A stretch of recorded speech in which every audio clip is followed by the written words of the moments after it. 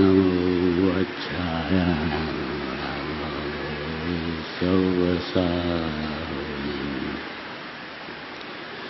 सर्वव्यापेकचिद्रूप स्वरूपाय परात्मने सोपलब्धि प्रसिद्धाय ज्ञानानंदात्मने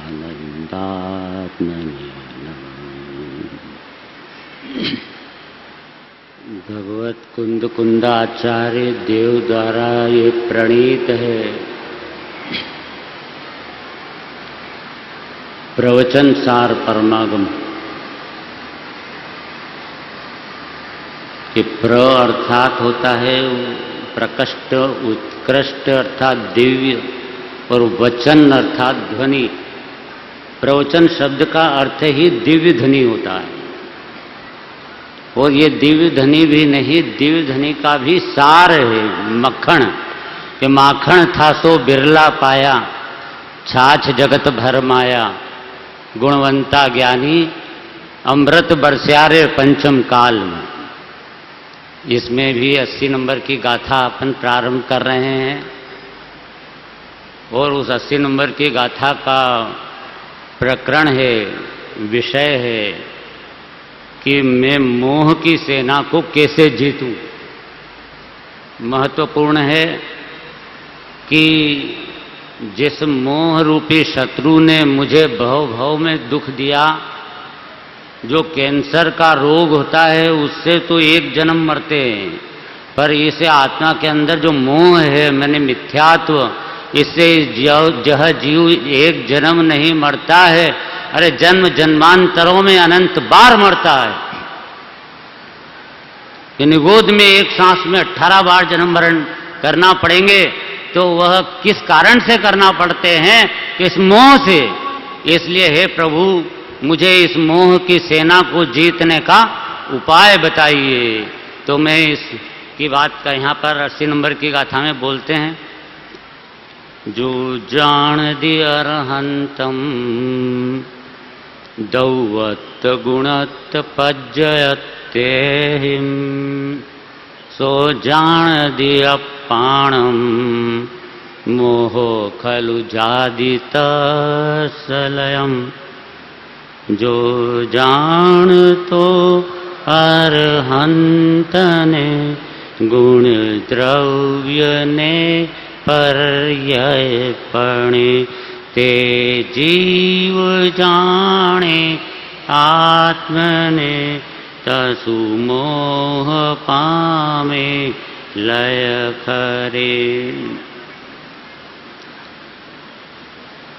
टीका में कि जो अरहंत में द्रव्य रूप से, गुण रूप से और पर्याय रूप से उन्हें जानता है, वह वास्तव में आत्मा को जानता है, क्योंकि दोनों में निश्चय से अंतर नहीं है। देखो कि आज केवल ज्ञान दिवस है, तो भगवान के ज्ञान में 3 लोक के समस्त पदार्थों के द्रव्य गुण पर्याय जानने में आएंगे कि नहीं आएंगे? आएंगे। अरे उनके ज्ञान में तो हमारे आएंगे। ये गाथा कह रही है कि हमारे ज्ञान में उनके आना चाहिए, हमारे ज्ञान में उनके, कि जो जान तो अरहंत को द्रव्य से, गुण से और पर्याय से जानता है, वह निश्चय से अपने आप को जानता है, क्योंकि उनमें और मुझ में कोई अंतर नहीं है। भाई यहाँ पर अपने को जानना है तो अपने को जानना है, पर अपने को कैसे जानना है? कि उनको जान लो तो अपने को जानना हो जाता है। जैसे कि एक दर्पण होता है, तो दर्पण में हम दर्पण देखते हैं कि दर्पण में अपना चेहरा देखते हैं? बोलो भाई साहब, दर्पण में हम दर्पण देखते हैं कि दर्पण में अपने को देखते हैं? अरे अरहंत भगवान के द्रव्य गुण पर्याय से जब उन्हें देखोगे तो आप वो उस दर्पण में हमारे द्रव्य गुण पर्याय दिखाई देंगे।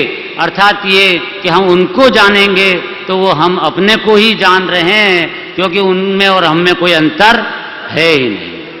द्रव्य गुण पर्याय से जानना है। भाई द्रव्य गुण पर्याय से किसको जानना है? अरहंत भगवान को, क्यों जानना है? इसलिए कि उनके हमें दर्शन करना है। दर्शन करना है। देखो भाई, मंदिर बन गया और इतना विशाल, और उसमें जिन प्रतिमा विराजमान, अब हमको दर्शन करना है। किसके दर्शन करना है? भगवान के दर्शन करना है कि हाँ भगवान के दर्शन करना है। तो वहां जाके सामने खड़े हुए, तो वहां आपको क्या दिख रहे हैं? पाषाण की प्रतिमा दिख रही है, शरीर दिख रहा है कि आत्मा दिख रहा है? शरीर दिख रहा है। तो शरीर में आत्मा है। भगवान कौन है? शरीर भगवान है कि आत्मा भगवान है? आत्मा भगवान है। तो आत्मा के दर्शन करोगे तब शांतिनाथ भगवान के दर्शन होंगे, और जब तक तुम शरीर के दर्शन करते रहोगे तब तक आत्मा के दर्शन नहीं होंगे। तो हमें उन भगवान के शरीर के सामने ले जाकर खड़ा ही क्यों किया? अरे वहां जाकर के इसलिए खड़ा किया कि ये जो शरीर है, इतनी जगह में आत्मा है, अंदर भगवान इस जगह बैठे हुए हैं, इसलिए वहां शरीर के सामने खड़ा किया। तुम शरीर ही देखते रह गए और अंदर आत्मा को देखना भूल गए, तो फिर उन भगवान के दर्शन कैसे होंगे? पर एक ऐसा नियम है, ग्रंथ में आता है कि जो भगवान के दर्शन करता है तो उसको सम्यक दर्शन हो जाता है। एक बार भी भगवान के दर्शन करेगा उसी क्षण सम्यक दर्शन हो जाएगा। क्योंकि हम तो जिंदगी हो गई और दर्शन, सम्यक दर्शन नहीं हो रहा, तो है इसके कारण ये है कि हम भगवान को, उनको जैसा स्वरूप है उसका दर्शन नहीं करते तो सम्यक दर्शन नहीं होता। और जिस क्षण स्वरूप के दर्शन कर लेगा उसी क्षण सम्यक दर्शन होगा। ये नियम है। तो पहले तो शरीर के पास ले जाते हैं, फिर उसके बाद अंदर आत्मा पे ले जाते हैं। तो आज से भगवान के दर्शन करना है तो उनको 12 पॉइंट याद रखना पड़ेंगे आपको। भगवान के दर्शन करना याद होना चाहिए 12 पॉइंट से। 6 तो लगाना है भगवान में और 6 में लगाना है अपने में। क्या? कि भगवान के सामने जाते ही पहले तो नमोकार मंत्र, चत्तारी मंगलम स्तुति बोलने के बाद में शांति से उनके स्वरूप का विचार करना है। 12 पॉइंट्स हो। नंबर 1, आप द्रव्य हो, आप जीव द्रव्य हो। मैंने द्रव्य को स्थापित करोगे ना, स्थापित तो करोगे भगवान को, स्थापित नहीं करोगे देखोगे किसको? तो पूरा द्रव्य जीव, आप जीव द्रव्य हो। फिर आप में अनंत गुण हैं और आपकी अनंती पर्यायें हो रही हैं। ठीक है, कितने हो गए? 3। अब वह 3 कौन से हैं ये? कि ये अभेद से भेद की तरफ के। पहले अभेद स्थापित किया, आप जीव द्रव्य हो, आप में अनंत गुण है, फिर भेद करना शुरू किया, फिर आपकी पर्याय हो रही है। अब भेद से अभेद की तरफ जाओ। अब बिखेर दिया ना, द्रव्य को बिखेर के समझा, बिखेरा, और अब समेटो कि ये आपकी जो पर्याय हैं वे आपके गुणों में हैं। मैंने गुण के पास में है ना, गुण में नहीं है। जहां गुण है वहां पर्याय है। तो जहां अनंती पर्याय वहीं अनंत गुण है, और जो अनंत गुण है उस गुणों का पिंड अभेद एक आप द्रव्य हो। ये 6। ठीक है, अभेद से भेद की तरफ 3 और भेद से अभेद की तरफ 3। द्रव्य गुण पर्याय, पर्याय गुण द्रव्य। इसी तरह अपने भी यहां लगाना कि मैं भी पहले आप ही की तरह एक जीव द्रव्य हूं, मेरे में भी अनंत गुण है और मेरे भी अनंत पर्याय हो रही हैं। फिर ये मेरी जो पर्याय हो रही है वहां पर अनंत गुण है, और जहां गुण है वहां अभेद द्रव्य है। इस प्रकार अभेद पर दृष्टि जाते ही इसको सम्यक दर्शन की प्राप्ति हो जाती है। और अब हमें इनको समझना है। अने अरहंत भगवान को द्रव्य गुण पर्याय से समझने की जिनेन्द्र देव की आज्ञा है। तो वो आज्ञा ये है कि हम द्रव्य गुण पर्याय से हम उन्हें समझें। चलो इसको समझते हैं। इसके 5 पॉइंट हैं। अरहंत भगवान को अब द्रव्य गुण पर्याय से समझना। कैसे समझना? कि अरहंत भगवान के पास एक द्रव्य है, गुण है और पर्याय है। मेरे पास भी क्या है? द्रव्य, गुण और पर्याय। पहला पॉइंट पूरा हो गया। दूसरा, अरहंत भगवान का द्रव्य शुद्ध, गुण शुद्ध और पर्याय शुद्ध। मेरा द्रव्य शुद्ध, गुण शुद्ध और पर्याय अशुद्ध। समझो, ये दूसरा नंबर का पॉइंट है, क्योंकि ये कंपैरिजन स्टडी चल रही है। कंपैरिजन उनमें और मेरे में क्या अंतर है, और 5 पॉइंट चलेंगे। उन 5 में हमारा और उनका कहाँ मिलान होता है। एक जैसे मिलान मतलब एक जैसे, जहां दिखेंगे उसी क्षण सम्यक दर्शन होगा। 2 तरह से।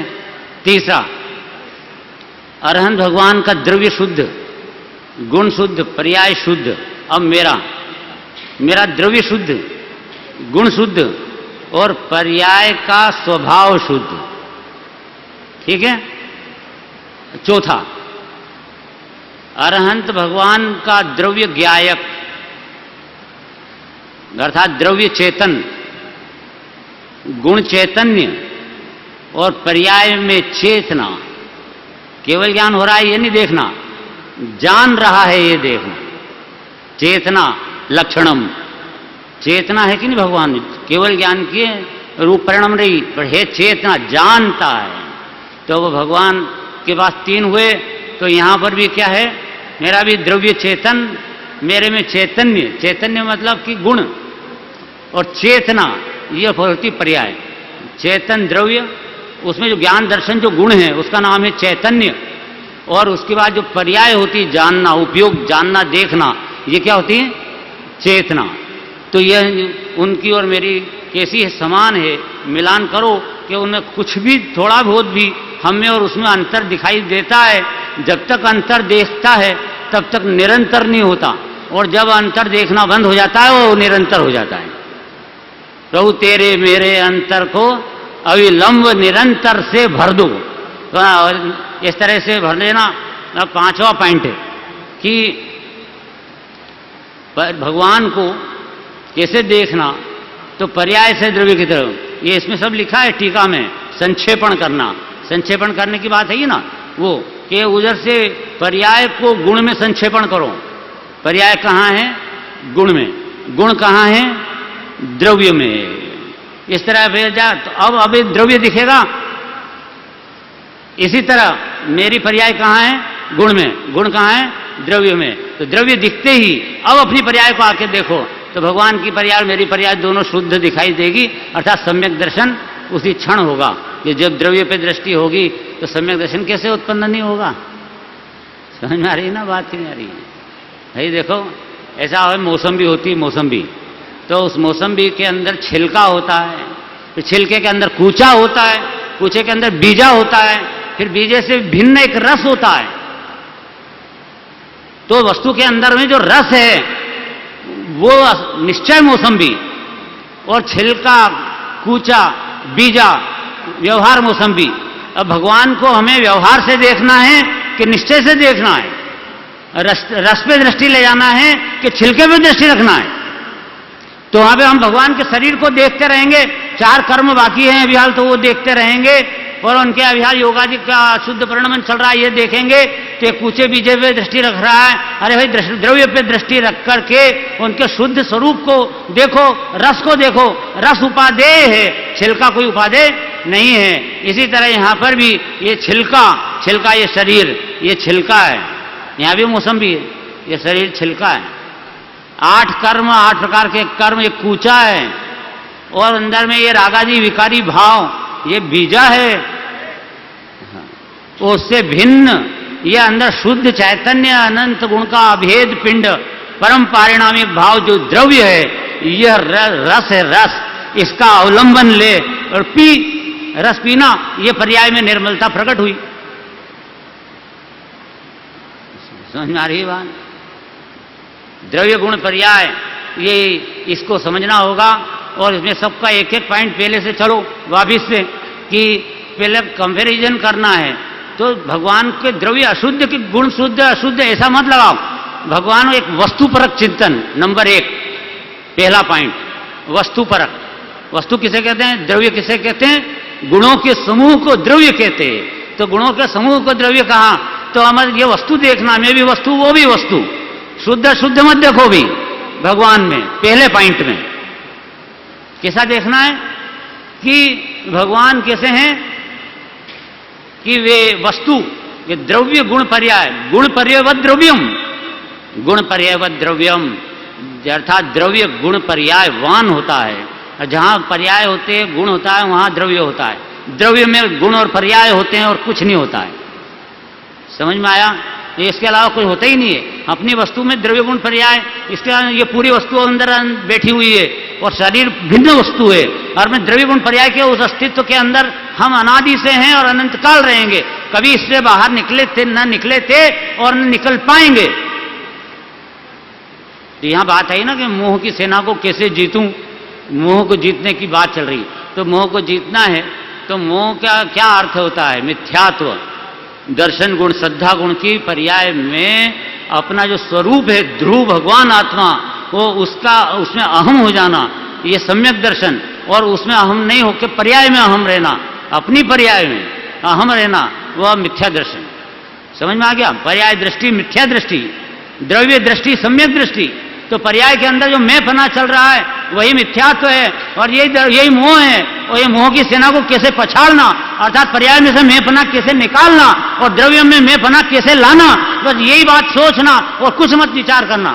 इससे अगर वो सही रास्ता मिल गया, जो कि निश्चित है कि गुरुदेव ने जो तत्व दिखाया है यहाँ पर, उस सही रास्ते को दिखाया है, वही माल बताया है कि जिस द्रव्य पर दृष्टि ले जाते ही ये जो सम्यक दृष्टि बन जाता है, अनादि की मोह निंद्रा इसकी उखड़ जाती है, उघड़ जाती है। ऐसी बात यहाँ पर अद्भुत है। तो उसके अंदर यहाँ ये तो हुए पर्याय में अहम पना, ये मिथ्यात्व, मिथ्या दर्शन, श्रद्धा गुण की विकारी पर्याय। एक उपलक्षण से, उपलक्षण से मोह क्या है कि उपलक्षण से वहां वे जो एकत्व बुद्धि, कर्तृत्व बुद्धि, ममत्व बुद्धि और ज्ञेय से ज्ञान होता है, ऐसी बुद्धि, ये सब भयंकर अपराध है, ये सब मोह है। ये उपलक्षण मतलब जहां मिथ्यात्व पर्याय में हम चलेगा, उसका निश्चित रूप से पर्याय में, परद्रव्य में एकत्व चलेगा, पर्यायों में एकत्व चलेगा। मैं हूं जॉइंट मानेगा, शरीर और आत्मा को इकट्ठा एक मानेगा, ये एकत्व बुद्धि। और फिर कर्तृत्व, ये पर्याय को मैं पलट रहा हूं, पर्याय को मैं बदल रहा हूं, ये मिथ्यात्व। अरे भाई तुम पर्याय रहे हो कि अपने आप पलट रही है? अरे पर्याय का स्वरूप समझो, क्रमबद्ध पर्याय समझो, छठ कारक समझो, इससे छठगुण हानि वृद्धि समझो। जैसे पर्यायों की स्वतंत्रता समझ में आते ही उन पर्यायों का कर्तृत्व बुद्धि का अभाव हो जाएगा और अकर्ता स्वभाव द्रव्य पे दृष्टि जाके ये जो सम्यक दृष्टि बनेगा। जो बात दिव्य ध्वनि में जिनेन्द्र देव ने गणधरों के, इंद्र और चक्रवर्तियों के बीच कही, वही बात अपने गुरुदेव ने अपने यहाँ भव्य जीवों के बीच में कही है। तो यह बात आज हमारे भगवान की बात अपने पास तक आ गई है। ये अगर आ गई है तो इसके अनुसार श्रद्धान कर लो और ये एकत्व बुद्धि को, कर्तृत्व बुद्धि को, ममत्व बुद्धि को, परद्रव्य मेरा है ऐसी बुद्धि को, और ज्ञेय से ज्ञान हो रहा है, ज्ञेय ज्ञान में है, ज्ञान ज्ञेय में है, ज्ञेय से ज्ञान हो रहा है, ये सब भ्रांतियों को मिटा दो। इससे अच्छा और अवसर कोई दूसरा आने वाला नहीं है। अच्छा, ये आज यह अवसर पका है, उस अनुसार करें। अब हमें यह निश्चित करना है कि उन 5 पॉइंट में से कौन से पॉइंट से बहुत अच्छा मिलान होता है हमारा, भगवान और हम एक शरीर के दिखाई देते हैं। बोलो, पहले से दिखाई देते हैं कि नहीं दिखाई देते हैं? एक शरीर के बिल्कुल द्रव्य गुण पर्याय उनमें, द्रव्य गुण पर्याय मेरे में। दूसरे से मैच नहीं कर रहा है, दूसरे से तो द्रव्य गुण तो बराबर एक समान है, बिल्कुल शुद्ध, पर पर्याय अशुद्ध दिख रही है। पर पर्याय अशुद्ध क्यों दिख रही है? कि द्रव्य से शुद्ध हैं दोनों, लेकिन इसको लग रहा है कि मैं अशुद्ध हूं और भगवान शुद्ध हैं, इसलिए उसकी पर्याय अशुद्ध है। जब मालूम पड़ जाएगा कि भगवान का द्रव्य शुद्ध है, वैसे ही मेरा भी शुद्ध है, तो ऐसी पर्याय भी शुद्ध हो जाएगी। सम्यक दर्शन प्रकट हुआ मतलब शुद्ध हुई। मिथ्या दर्शन अशुद्ध पर्याय है, सम्यक दर्शन शुद्ध पर्याय है। समझ में आ रही है ना बात? और इसके बाद में फिर तीसरे पॉइंट में क्या है कि द्रव्य गुण पर्याय मेरे उनके शुद्ध और मेरी पर्याय का स्वभाव शुद्ध, स्वभाव का शुद्ध अर्थात मेरी पर्याय कैसी है। देखो पर्याय मेरी कैसी है, उसका स्वभाव जानना चाहिए। नेचर, मेरी पर्याय का नेचुरल स्वभाव क्या है, कि किस तरह से। इसके लिए प्रवचन सार में 200 नंबर की गाथा है, उसके अंदर यह मैं यह मोक्षाधिकारी हूं। तो वहां पर कहा कि अपनी पर्याय में मोक्ष का अधिकार है तुझे, तो अपनी पर्याय का स्वभाव समझ, तेरी पर्याय में मोक्ष हो ऐसा तेरी पर्याय का स्वभाव है, नेचर है उसका ऐसा कि तो मोक्ष रूप परिणमित हो। अरे भाई जैसे किसी का खेत है, उस खेत के अंदर क्यारी केसर की लग सकती है, केसर उत्पन्न हो सकती है। जिस खेत में, उस खेत में या गेहूं ज्वार और किम्पाक फल की खेती मत कर, बहुत लॉस में रहेगा। कोई भी कृषक अपने खेत में जो सर्वश्रेष्ठ उत्पादन दे सकती है पृथ्वी, वो वाला उत्पादन करता है। समझ में आया? तो यहां पर अपने आत्मा रूपी असंख्यात प्रदेश में क्या उत्पन्न हो सकता है, हैं? वहां पे स्वभाव देखो क्या उत्पन्न हो सकता है। मतलब पर्याय का स्वभाव शुद्ध है, मतलब ऐसी शुद्धता प्रकट हो सकती है उस पर्याय में, उसका स्वभाव ऐसा है कि सिद्ध भगवान बनकर रहे, अनंत चतुष्टय प्रकट हो उसमें, ऐसा मेरे खेत में उत्पादन है। लेकिन अब ये जीव अज्ञान से अपने खेत में राग द्वेष के कंकड़ उत्पन्न कर रहा है, राग द्वेष के जहर के बीज बो रहा है और उसका फल खा रहा है और दुखी हो रहा है 84 लाख योनियों में। उसे निकलने के लिए उसे यहां अपने स्वभाव को समझना चाहिए कि मेरा द्रव्य शुद्ध, गुण शुद्ध और पर्याय भी इस भगवान की जैसी शुद्ध है, अनंत चतुष्टय वाली ऐसी पर्याय मेरी पर्याय का स्वभाव है कि अनंत चतुष्टय मेरी पर्याय में हो। उसकी क्वालिटी समझना चाहिए उस पर्याय की। ये क्वालिटी समझना मतलब उसके स्वभाव की शुद्धता समझना। उसके बाद चौथा पॉइंट है, और क्या चौथा पॉइंट में कि ये जो है द्रव्य क्या है, चेतन, उसमें गुण चैतन्य और पर्याय चेतना, चेतन चैतन्य चेतना। चेतन कहते हैं द्रव्य को, पूरा द्रव्य चेतन है, गुण चैतन्य है, चैतन्य है। तो अब देखो द्रव्य चेतन, क्या मेरा भी स्वभाव बिल्कुल ज्ञान दर्शन में ही चेतन द्रव्य है। देखो चेतन को ज्ञान दर्शन गुण की मुख्यता से चेतन द्रव्य कहते हैं, पर वहां चेतन द्रव्य में अकेले ज्ञान दर्शन गुण ही नहीं है, अनंत गुणों का अभेद पुंज है वह द्रव्य, अनंत और अभेद, अनंत गुणों का अभेद पुंज है। बड़ी भारी जबरदस्त महिमा है उस चेतन द्रव्य की, तीन लोक में इससे बड़ी कोई किसी पदार्थ की महिमा है ही नहीं। देखो सबसे बड़ी महिमा अपनी है, इसको बिल्कुल पहचानना चाहिए कि जैसे एक इंद्राणी के हार के मोती की कीमत कितनी, इंद्राणी के हार की एक मोती की कीमत कितनी, समझ में आ रही है ना बात? तो 1000 चक्रवर्तियों की संपदा जितनी। अरे जब एक मोती की इतनी कीमत, तो पूरे हार की कितनी कीमत, और जो हार की इतनी कीमत, तो वह हार जो पहनती है उस एक इंद्राणी की कितनी कीमत, और वो इंद्राणी की इतनी कीमत, तो ऐसी क्रम से असंख्यात इंद्राणी होती हैं, तो उनकी कितनी कीमत, और इंद्राणी की इतनी कीमत, तो वो ऐसी असंख्यात इंद्राणी जिसकी ऐसे इंद्र की कितनी कीमत, और इंद्र की इतनी कीमत,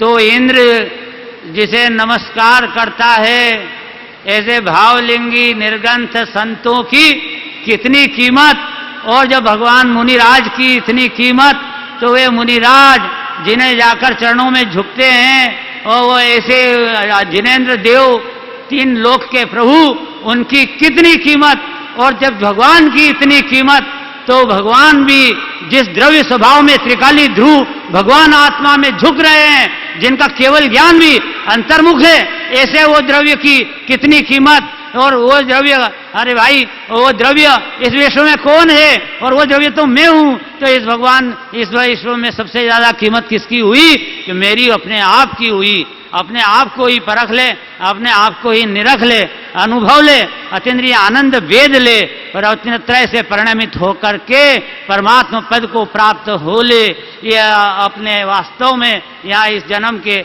सफल करने का यह एक कृत्य है, प्रारंभिक चरण है वो ये है कि हम 80 नंबर की गाथा से अरहंत भगवान के स्वरूप को समझें। ये प्रारंभिक चरण है। तो आज यहाँ पे अपनी बात इतनी हुई। मैं अपेक्षा रखता हूँ कि जब भी आज से अब प्रतिदिन सुबह मंदिर में जाएंगे तो वहाँ से शुरुआत करें इसकी, और भगवान को उस पहले 12 पॉइंट से पहले 6 उन पे लगाकर 6 अपने पे लगा करके और बराबर दर्शन करें कि आप तो वो बराबर पहले अभेद से भेद की तरफ और फिर भेद से अभेद की तरफ, तो इसका बराबर कल्याण होगा। तो ये चेतन द्रव्य की सबसे बड़ी महिमा है। चैतन्य में अनंत गुण है, अनंत गुण है, उसमें 2 गुण को चैतन्य बोलते हैं। ज्ञान दर्शनोपयोग जो है ये 4 दर्शन गुण, ये चैतन्य गुण है, और इनकी पर्याय उत्पन्न होती है, वो जानना देखना होती है। भाई साहब, ये जो जानना देखना है, ये दोनों का, ये बाबूजी युगल जी कहते हैं कि ये जो चौथा पॉइंट हमने निश्चित किया ना, सब एक बिंदु इकट्ठे करके, तो इसमें ये चौथे पॉइंट से वास्तव में जबरदस्त मिलान होता है। और उन्होंने ये बताया कि ये द्रव्य गुण पर्याय चेतन, चेतन गुण और चैतन्य पर्याय, बस ये बिल्कुल भगवान और ये सेम, बिल्कुल सेम। ऐसा देखो भगवान, एक जरा अंतर नहीं। भाई पर्याय में अंतर दिखता है तो पर्याय में कोई अंतर इसलिए नहीं है कि उपयोगो लक्षणम, क्या दिया, उपयोगो लक्षणम, जानना लक्षण है, तो वह भगवान का लक्षण है कि जीव का लक्षण है? भगवान का लक्षण है उपयोग लक्षणम कि जीव का लक्षण है उपयोग लक्षणम? जीव का लक्षण। कौन से जीव का? संसारी जीव का कि मुक्त जीव का? सभी जीव का। तो सभी जीव का वो लक्षण बराबर एक सरीका है और वो अपनी पर्याय के अंदर प्रकट है। पर्याय में ज्ञानोपयोग, ये लक्षण से फिर गुण को लक्षण बनाना, सहज ज्ञान सहज दर्शन, ये गुण को लक्षण बनाना, और फिर यहाँ तो नियम सार में तो परम पारिणामिक भाव जिसका लक्षण है, ऐसे वो गुण से भी उठा करके द्रव्य ही को लक्षण बना दिया, परम पारिणामिक भाव को लक्षण बना करके वही जहां पर है वहीं द्रव्य लक्ष्यभूत अनादि अनंत गुणों का पिंड अभेद द्रव्य विराजमान है। इस प्रकार द्रव्य की सत्ता को दिखाया है। ये लक्षण और लक्षणाभास का तो भेद समझना, और फिर लक्षण और लक्ष्य के भेद को भी अंतर्धान करना, अंतर्धान करके लक्षण से लक्ष्य में पहुंच जाना और लक्ष्य पर टिक जाना और लक्षण को छोड़ देना, तो पर्याय के अंदर अपने आप अनंत और रत्नत्रय प्रकट होंगे। प्रथम ही भूमिका में पहले ही धड़ाके में वहां एकदम रत्नत्रय आ जाएंगे। क्या इस प्रकार से बात है? तो एक बार वह मुनि महाराज थे,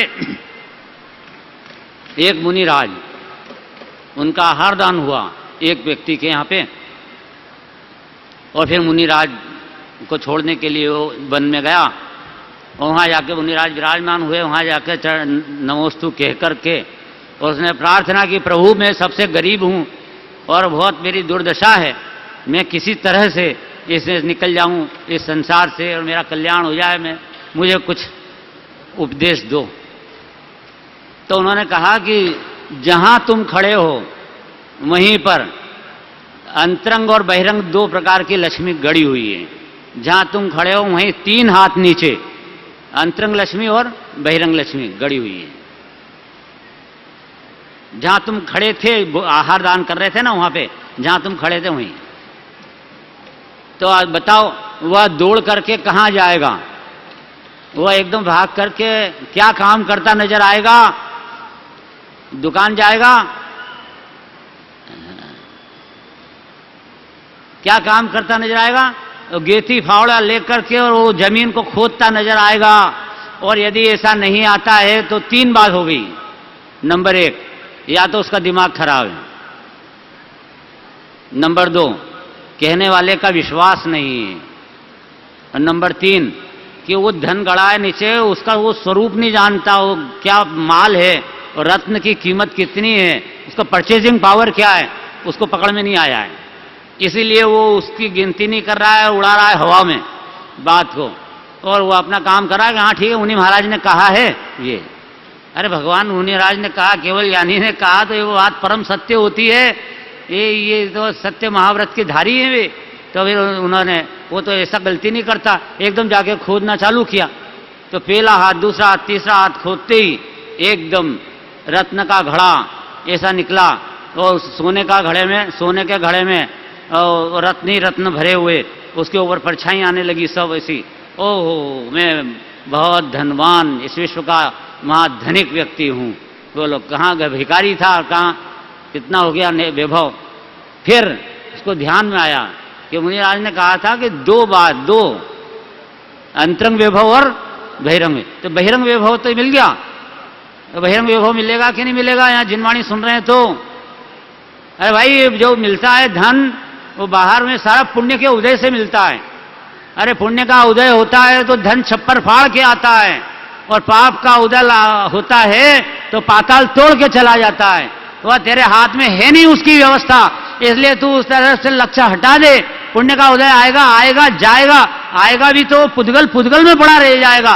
तेरे पास क्या आने वाला है? तेरे पास तो ज्ञान दर्शन है और इसके अलावा कुछ भी नहीं है। ज्ञान दर्शन है, और ज्ञान दर्शन का पिंड भगवान है। उस भगवान की अनुभूति कर, अतीन्द्रिय आनंद का वेदन कर, और ये इस संयोगों से दृष्टि हटा दे।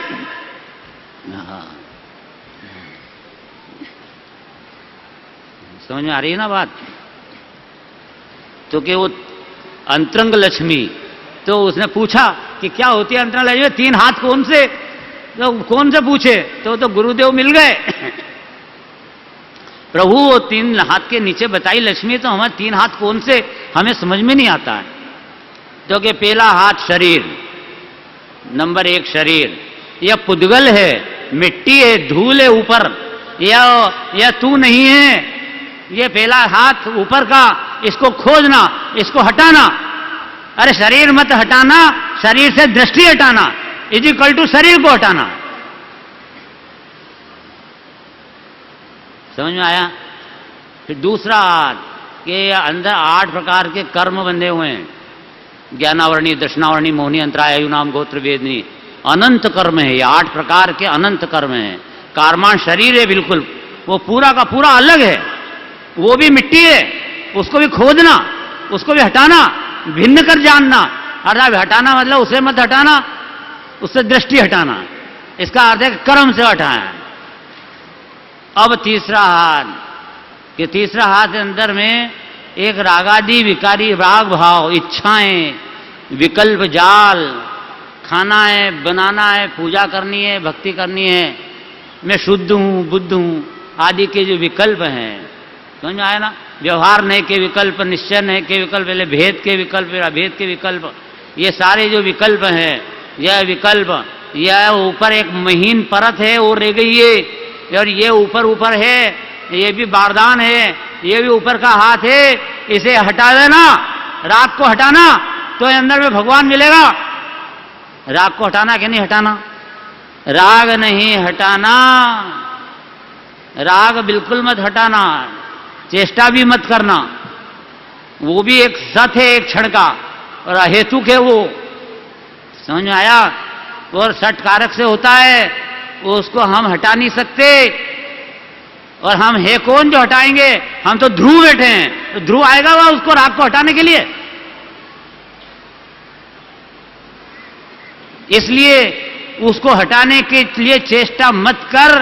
वो देखो भाई, अगर हम कार से जा रहे हों तो रास्ते में कोई गड्ढा आ जाए, पत्थर आ जाए, तो हम रास्ते में से उस गड्ढे को हटाते हैं क्या? अरे उसे हटाते हैं कि हट के निकल जाते हैं पास में से।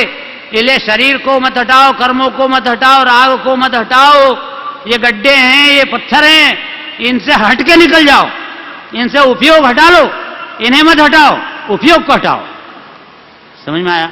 और इसे हटा करके, और वहां पर ज्ञान के, वो एकदम जैसे ही राग से उपयोग हटा, राग ज्ञान में झलका, और राग है ही नहीं ज्ञान में, ज्ञान ही ज्ञान है। इसका नाम है कि राग से उपयोग हटा लिया। राग का ज्ञान इज इक्वल टू, वो राग का ज्ञान व्यवहार नहीं से कहा, निश्चय से वो ज्ञान है। वो ज्ञान की पर्याय का स्वपर प्रकाशक स्वभाव से अंदर से राग की जैसे आकृति अंदर में प्रकट हुई, उसमें राग है ही नहीं, राग का ज्ञान नहीं, राग सिर्फ जानने में आ रहा है। तो वो भी आ रहा है वो कि व्यवहार नहीं से, वास्तव में ज्ञान जानने में आ रहा है। तो इसका नाम है कि राग से उपयोग हटा लिया और ज्ञान में उपयोग लग गया उसका। तो इस प्रकार वहां पे उसको मत हटाना, उससे हटाना, उपयोग हटाना, तो उससे इतनी निवृत्ति होगी। और उपयोग हटा के कहाँ लगाया कि अपने स्वरूप में। जैसे ही उसको ज्ञान में ज्ञान दिखाई दिया, समझ में आया, ज्ञान में ज्ञान प्रतिबिंबित हुआ, वह ज्ञान कोई एक ज्ञान की पर्याय नहीं है, वहां सामान्य ज्ञान इक्वल टू द्रव्य, पूरा भगवान आत्मा है।